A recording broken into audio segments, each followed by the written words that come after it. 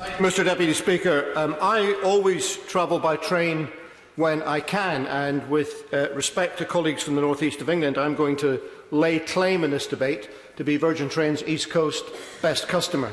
I have made 32 return journeys from Edinburgh to London in the last 12 months. That's the equivalent of circumnavigating the globe in a Virgin train, and it gives me quite an insight into the service. And the first thing I want to do is to pay tribute to the staff in that service who have served me over these years, the people who drive the trains, who trek the tickets, who serve the drinks, who provide the information, and also, Mr Deputy Speaker, the many hundreds of staff who work in the depots cleaning and engineering these magnificent machines. And I think it is a shame the way in which they have been treated, and that they are constantly being told that their boss and their uniform is changing rather than being valued for the service that they provide. We have, Mr Deputy Speaker, heard a lot about ideology in this debate, and the government seems to be convinced that its opponents are motivated only by ideological dogma. I have to say that anyone reviewing the text of this debate surely can only conclude that the reverse is the true. In fact, it is the government that is so blinkered by ideological dogma in favour of privatisation that it refuses to even consider the possibility of a contemporary public sector alternative.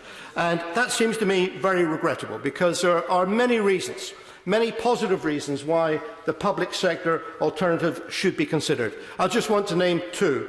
The first is that it would allow integration of the management of the service, and it would remove this ridiculous separation between the train and the track that is responsible for many of the problems that we're facing in the operation. What better way to ensure that the track serves the demands of the train service than to place it under the management of the same people who are managing the train service? The idea of separating a vehicle from what is going on might make sense with a road network where there are lots of different avenues to travel, but the train only has one track on which to get from A to B, and the management of those things ought to be integrated. That could happen in a public sector organisation. Yes, happy to give way. Clearly I agree with the points he's making. Does this not further reinforce the argument that in Scotland Network Rail should be devolved to Scotland to allow the Scottish Government to have that integration he's talking about?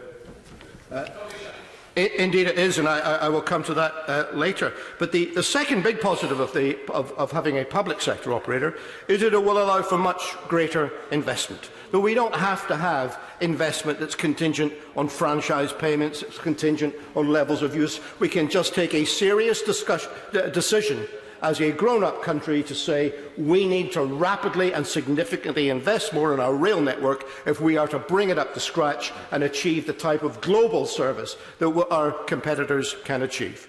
Now, Mr Deputy Speaker, I want to talk a little bit about Edinburgh. I represent Edinburgh East, including the world-famous Waverley Station.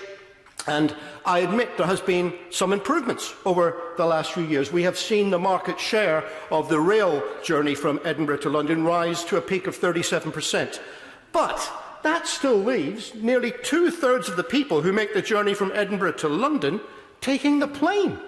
Surely that is a ridiculous situation, and we must take urgent action to achieve it. Now, the industry will tell us that when you get the journey time to 4 hours, that is a tipping point, and that will take the market share to around about 40%. But to get the train as the majority means of transport between Scotland and London, we will have to reduce the journey time to 3 hours.